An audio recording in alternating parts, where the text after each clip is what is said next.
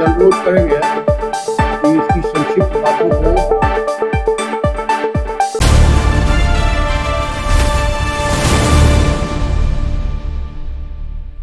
बिहार विधानमंडल के बजट सत्र का आज दूसरा दिन है। दूसरे दिन की दूसरी पाली में वित्तीय वर्ष यानी कि 2026-27 के लिए बिहार का आम बजट पेश हो गया है। वित्त मंत्री विजेंद्र प्रसाद यादव ने विधानसभा में राज्य का बजट पेश किया है। वित्त मंत्री विजेंद्र यादव ने कहा कि पिछले कुछ सालों में बिहार के बजट का आकार बढ़ा है। 2026-27 के लिए 3.47 लाख करोड़ से अधिक का बजट लाया गया है, जिसमें शिक्षा व उच्च शिक्षा पर सबसे अधिक यानी कि 68,216 करोड़ रुपए खर्च होंगे। वहीं अगर बात करें ग्रामीण विकास पर 23,701 करोड़ रुपए खर्च होंगे। वहीं स्वास्थ्य पर 21,270.40 करोड़ रुपए खर्च निर्धारित है। से अनुरोध करेंगे कि इसकी संक्षिप्त बातों को मुख्य रूप से बता दें आप लोग। धन्यवाद सर। माननीय वित्त मंत्री महोदय के निर्देशानुसार इस बिहार बजट 2026-27 के प्रमुख बिंदु इस प्रकार हैं। इस वर्ष का कुल बजट अनुमान 3,47,579 करोड़ रुपए का है, जो पिछले वर्ष के 3,16,895 करोड़ रुपए से 30,694 करोड़ रुपए अधिक है। और यह प्रतिशत में पिछले वर्ष की तुलना में 9.685% ज्यादा है। अर्थात इस वर्ष का बजट हेलो वित्त सचिव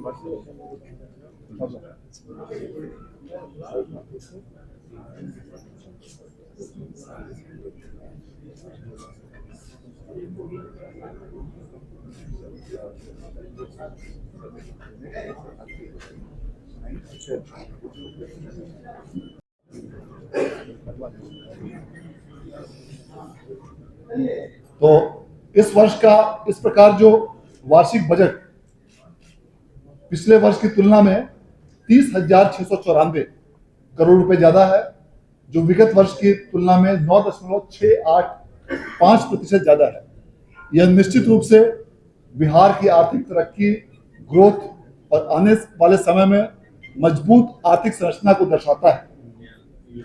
इस वर्ष का स्थापना और प्रतिबद्ध व्यय का बजट अनुमान 2,25,434 करोड़ रुपए है और वार्षिक स्कीम का कुल बजट अनुमान 1,22,155 करोड़ रुपए है। इस वर्ष राजस्व और पूंजीगत व्यय कुल क्रमशः 2,84,133 करोड़ रुपए और 63,455 करोड़ रुपए।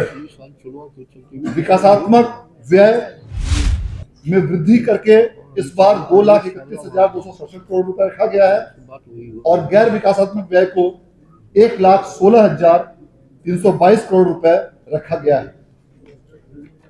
इस वर्ष पिछले वर्ष की तुलना में 11.04% ज्यादा पूंजीगत प्राप्तियां होने की संभावना है, जो इस वर्ष का आकलन 62,475 करोड़ रुपए में रखा गया है।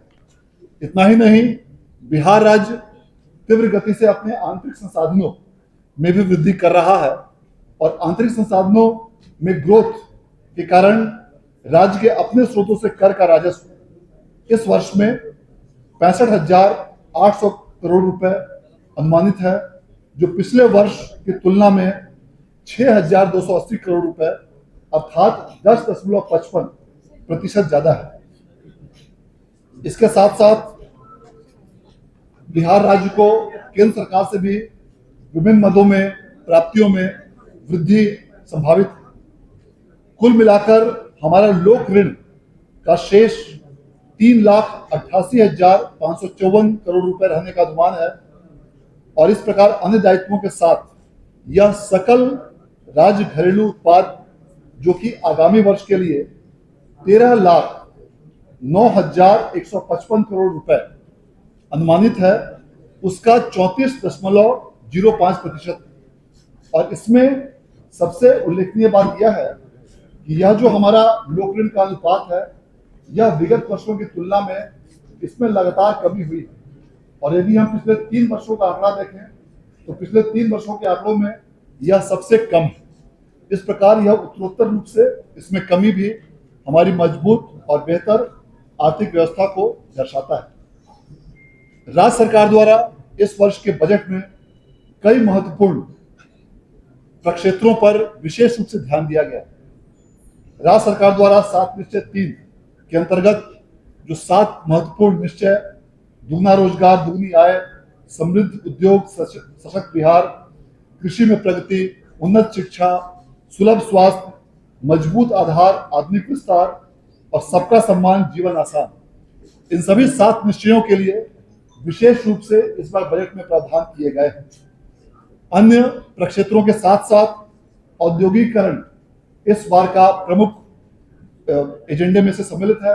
इसके साथ साथ शहरी क्षेत्रों का विस्तार, सुलभ संपर्कता, पर्यटन और इको टूरिज्म, चतुर्थ कृषि रोड मैप और उसके साथ साथ स्वास्थ्य और शिक्षा, इन सभी क्षेत्रों में भी पर्याप्त प्रावधान आगामी बजट में किया गया है ताकि राज्य सरकार की महत्वपूर्ण और महत्वाकांक्षी योजनाओं के लिए किसी भी प्रकार की धन की कमी नहीं हो।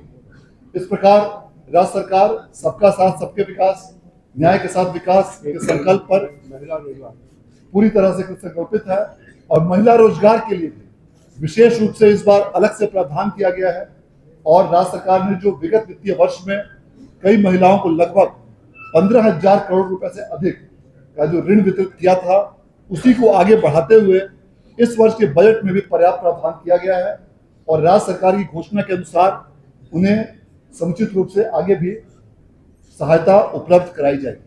मैं इस बजट की तैयारी के लिए और इस बजट के संपूर्ण मार्गदर्शन के लिए मैं माननीय वित्त मंत्री महोदय को हार्दिक उनके प्रति आभार व्यक्त करना चाहता हूं कि आपके दिशा निर्देश और तत्वाधान में इस बजट को बेहतर रूप से मनाया गया। आप सभी लोगों का बहुत बहुत आभार।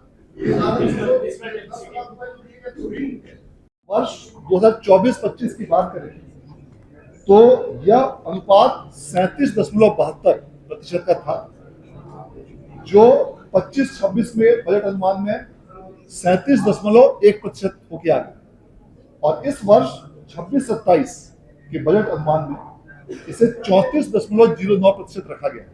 इस प्रकार पिछले 3 वर्षों में लगातार इसमें कमी आई है।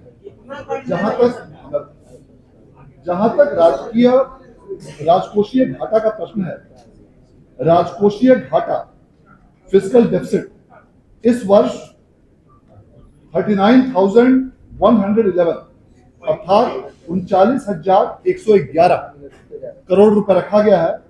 और यदि इसे हम परसेंटेज टर्म्स में बात करें, gross fiscal deficit to GSDP, तो उसमें यह 2.99% होता है और जो एक मापदंड है कि इसे 3% से कम होना चाहिए।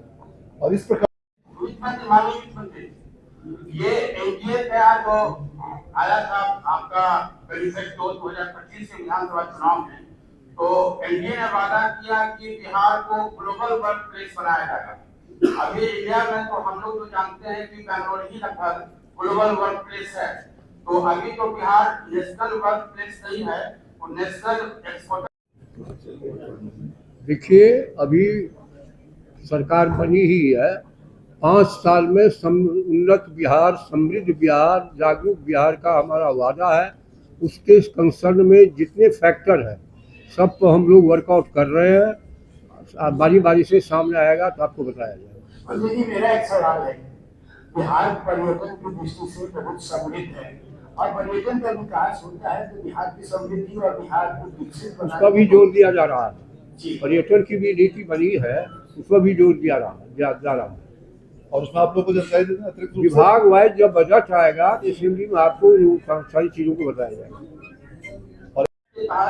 फिस्कल डेफिसिट को कंट्रोल कर रहा है। जब सुशील मोदी जी एनडीए के शासनकाल में शुरुआती दौर में मुख्यमंत्री थे, उन्होंने काफी काम किया था। तो अभी जो पॉलिसी है कि जो एफआरबीएम एक्ट के तहत जो लोन जो लिया जाता है उसके सीमा के अंदर रखा जाता है, तो उसको पहले पॉलिसी का गवर्नमेंट ऑफ इंडिया उसको एवार्ड करती थी। अभी ये है कि कितने स्टेट जो डिफिसिट ज्यादा है अभी तो आपको फाइनेंस सेक्रेटरी, सुनिए ना, अभी आपको फाइनेंस सेक्रेटरी ने बता दिया कि जीडीपी का कितना तक हम ऋण ले सकते हैं, उसमें कोई कमी दिक्कत नहीं है। आवाज नहीं आ रही आपकी, माइक पर पकड़ा। हमारी चीज करिए ना।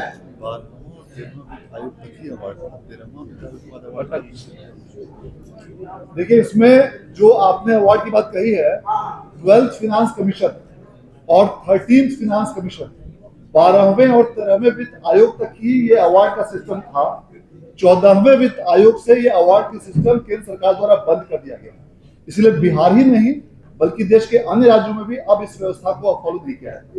लेकिन उसके बावजूद जो FRBM एक्ट के अंतर्गत जो भी हमारे लिए लिमिट है, और सिर्फ बिहार के लिए नहीं पूरे देश के लिए, हमें यह बताते हुए गर्व हो रहा है कि बिहार उसको पूरी तरह पालन करता है। और उसके पालन के फलस्वरूप केंद्रीय स्तर पर भी, और जब भी यहाँ पर वित्त आयोग का दौरा हुआ है, इस चीज के लिए बिहार को अप्रिशिएट किया जाता रहा है कि हम अपने FRBM एक्ट के अंतर्गत अपने लिमिट्स और दायित्वों को हमने बखूबी अपने निर्वहन किया। बंद करने के बाद बिहार को कॉम्पेंसेट किया गया और कितना राशि मुझे कॉम्पेंसेट करना? अलग अलग प्रावधानों में वित्त आयोग से राशि प्राप्त होती है। पिछले बार 4 अलग अलग मदों में ग्रांट्स मिले थे, जिसमें कि ULB पंचायती राज के लिए ग्रांट, अर्बन लोकल बॉडी के ग्रांट, हेल्थ का ग्रांट और डिजास्टर का ग्रांट। इन ग्रांट्स के अंतर्गत जो मापदंड निर्धारित किए गए, उसके अंतर्गत केंद्रीय वित्त आयोग से हम लोग को राशि प्राप्त हुई।